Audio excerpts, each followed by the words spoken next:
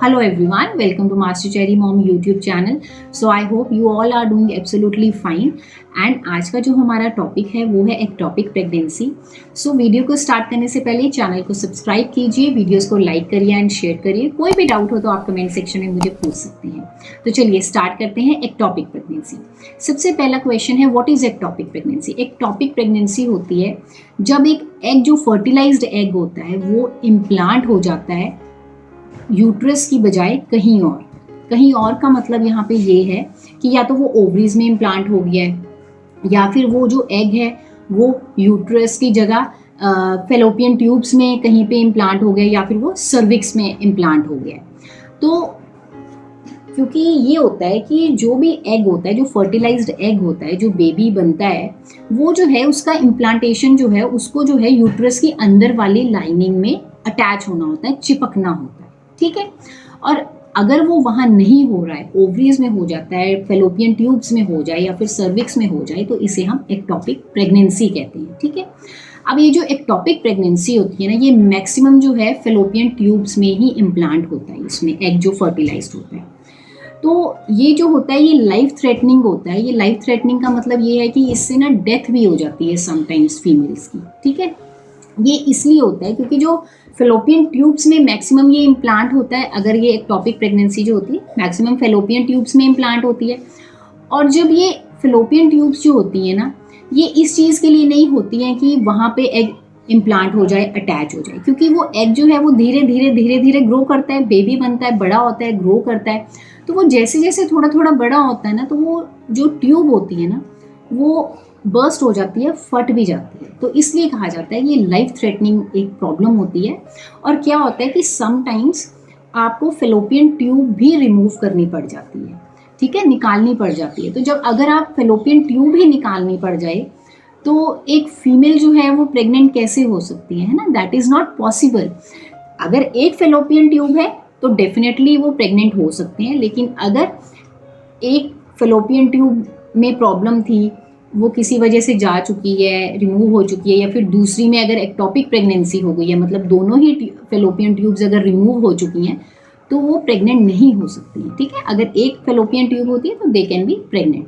तो इसलिए कहा जाता है कि जैसे ही आपको कंसीव होता है, 1 मंथ का गैप आ रहा है, आपको पता है आपका साइकिल मिस हो रहा है या फिर आपके डिलेड पीरियड्स भी होते हैं, आपको नहीं पता होता, फिर भी आप चेक करिए ताकि आपको जितना जल्दी आपको पता चलेगा आप उतनी जल्दी डॉक्टर के पास जाएं और डॉक्टर जो है अल्ट्रासोनोग्राफी करें और वो ये कंफर्म कर सकें कि ये जो प्रेगनेंसी है ये यूट्रस में ही इम्प्लांट हुई है ना, कि कहीं और तो नहीं हो गई है जिसकी वजह से कोई प्रॉब्लम हो फर्दर.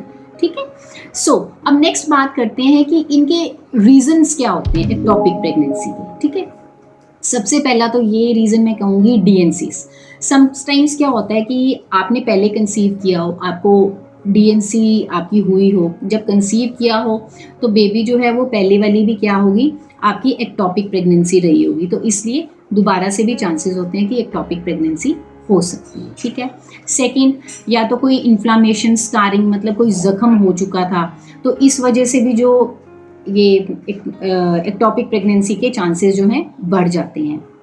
देन थर्ड कम्स कि अगर आपके मल्टीपल अबॉर्शंस हुए हो, पहले आपके 1 2 3 ऐसे मल्टीपल अबॉर्शंस हुए हो, तब भी ये प्रॉब्लम आती है. देन नेक्स्ट कम्स कि अगर आपको एसटीडी है, कोई सेक्सुअली ट्रांसमिटेड डिसीज़ है जैसे गोनोरिया करके, तो भी एक्टोपिक प्रेगनेंसी के चांसेस होते हैं. देन नेक्स्ट पॉइंट कम्स अगर आपको हार्मोनल इम्बैलेंसेज हैं, तब भी इसके चांस बन जाते हैं. ठीक है. फिर नेक्स्ट जो चीज़ है, एक रीज़न है, वो ये है कि अगर आपकी कभी एब्डोमिनल कह लीजिए या फिर आप कह सकते हैं कि आपकी कभी कोई ट्यूबल हो गया या फिर आपकी कोई पेल्विक हो गई, आपकी ये सर्जरीज कोई हुई हों, तो इसकी वजह से भी एक्टोपिक प्रेगनेंसी हो जाती है. नेक्स्ट रीज़न, एक पॉइंट मैं ये बताना चाहती हूँ कि समटाइम्स क्या होता है कि आपने अर्लियर आपकी जो हिस्ट्री है वो आपकी फैमिली हिस्ट्री एक ऐसी हो कि जहाँ पे एक्टोपिक प्रेगनेंसीज हुई हों और जिसकी वजह से भी ये चीज़ हो जाती है. ठीक है. फिर उसके बाद अगर आपको इनफर्टिलिटी का प्रॉब्लम है कि आपको बेबी हो ही नहीं सकता है, क्योंकि क्या होता है ना कि जब इनफर्टिलिटी होती है तो डिफरेंट ट्रीटमेंट्स लेते हैं. जब हम आईवीएफ के थ्रू जाते हैं कि बेबी कंसीव हो जाए, तब भी एक्टोपिक प्रेगनेंसी होती है. फिर उसके बाद कोई जेनेटिक एबनॉर्मेलिटीज़ हों, जैसे कि बेबी है, जब आपने कंसीव किया उस फर्टिलाइज्ड एग में कोई जेनेटिक अबनॉर्मलिटीज़ हैं तो उसकी वो भी उस टाइम पे एक्टॉपिक प्रेगनेंसी होती है, वो इसलिए भी हो जाती है वहाँ पे, ठीक है। एंड मैं ये इसलिए आपको बता रही हूँ क्योंकि मैंने अपनी फैमिली में ये चीज़ देखी है। One of my very known and very close, बहुत क्लोज हैं वो मेरे, उनको ना कंसीव हो गया। She was very happy. तो अभी उन्होंने चेक किया, उनको पता चल गया किट में, वो जो प्रेगनेंसी किट आती है उन्होंने चेक किया, तो उसके 2 वो कहते हैं कि मैं ना 1 वीक के बाद जाऊँगी, कि जैसे अभी 30 डेज़ हुए थे, वो कहते हैं अभी मैं ना 10-15 डेज़ और ऊपर जाने देती हूँ, सेकंड मंथ के फिर जाती हूँ मैं डॉक्टर के पास। लेकिन आप ये देखिए कि उन 10 डेज़ में ही उनको इतना, एक दिन लोअर एब्डोमेन में इतना पेन उठा, इतना अचानक से पेन उठा उनको कि आप सोच नहीं सकते, कि उनको इमरजेंसी लेके जाना पड़ा। वो एडमिट हुए, उनका अल्ट्रासोनोग्राफी हुआ तो डॉक्टर ने ये फिर बताया कि ये एक्टॉपिक प्रेगनेंसी है और उन्होंने उसको फटाफट से रिमूव किया। अदरवाइज़ कहते हैं कि ये लाइफ थ्रेटनिंग होता है, इससे डेथ भी हो जाती है फीमेल्स की। तो इसलिए कहा जाता है कभी भी अपनी जो प्रेगनेंसी आपको आप ट्राई कर रहे हैं तो उसको चेक करो, जल्दी से जल्दी कंफर्म करो और जाओ डॉक्टर के पास, ठीक है। उसके बाद का हम सिम्टम्स क्या क्या हैं। तो सबसे पहला सिम्टम जो उनको होता था, उनको लगता था कि ये सब कुछ ठीक है और उनको हल्की सी ब्लीडिंग हुई थी। तो उन्हें पहले लगा कि शायद साइकिल आ गया, बट साइकिल नहीं आया था, ठीक है। उन्होंने चेक भी कर लिया क्योंकि उनको 1-2 दिन ब्लीडिंग हुई, फिर उनको नहीं हुई, तो उन्होंने चेक किया तो प्रेगनेंसी हो गई, उनको कंसीव हुआ, तो शी वॉज वेरी हैप्पी। लेकिन ये वेरी करता है, समटाइम्स कईयों को ब्लीडिंग होती है, कईयों को नहीं भी होती है, ठीक है। उसके बाद सेकंड, उनको लोअर एब्डोमेन में बहुत पेन हुआ, बहुत ज़्यादा पेन। तो लोअर एब्डोमेन भी एक ऐसा रीज़न है कि pain in the lower abdomen, कि ये चीज़ भी होती है अगर आपको लोअर एब्डोमेन में पेन हो रहा हो और अनबेरेबल हो रहा हो, बर्दाश्त ना हो रहा हो, तो ये भी आपने ध्यान रखना है। और अगर हल्का हल्का भी मीठा मीठा भी हो रहा है तो आप चले जाइए चेकअप के लिए। फिर नेक्स्ट, कभी कभी क्या होता है, आपको फटीग रहेगी, थकावट भी रहेगी, है ना। फिर कभी कभी डिजीनेस भी रहता है, थोड़ा थोड़ा सा ऐसा लगता है कि बस ऐसे थोड़ा धुंधला धुंधला सा रह रहा है, थोड़ा चक्कर सा आ रहा है हल्का सा, है ना। फिर नेक्स्ट पॉइंट, नेक्स्ट रीज़न एक ये भी होता है कि समटाइम्स क्या होता है कि आपको पेल्विक एरिया में ना अपने वहाँ पर भी पेन होता है, ठीक है। और आप, अब ये जितने भी मैंने आपको रीजंस बताए हैं ना, हाँ एक और रीज़न था जो था कि वो ये था कि उनको ना ब्रेस्ट डिस्कम्फर्ट होता था, ब्रेस्ट में भी उनको थोड़ा थोड़ा सा ना पेन होता था। तो अब ये जितने भी मैंने आपको सिम्टम्स बताए ना, फॉर एग्जांपल कि लोअर एब्डोमेन में हल्का सा पेन हो गया, अब देखा जाए तो ये नॉर्मल है, फटीग हो गया, डिजीनेस हो गई, ये दीज थिंग्स आर नॉर्मल, है ना। लेकिन एट द एंड बात यही है कि आप डॉक्टर के पास जाएं और टाइमली अपना चेकअप करवाएं, डिले ना करें कि मैं 10 दिन ऊपर जाने दूं, 15 दिन जाने दूं, नहीं।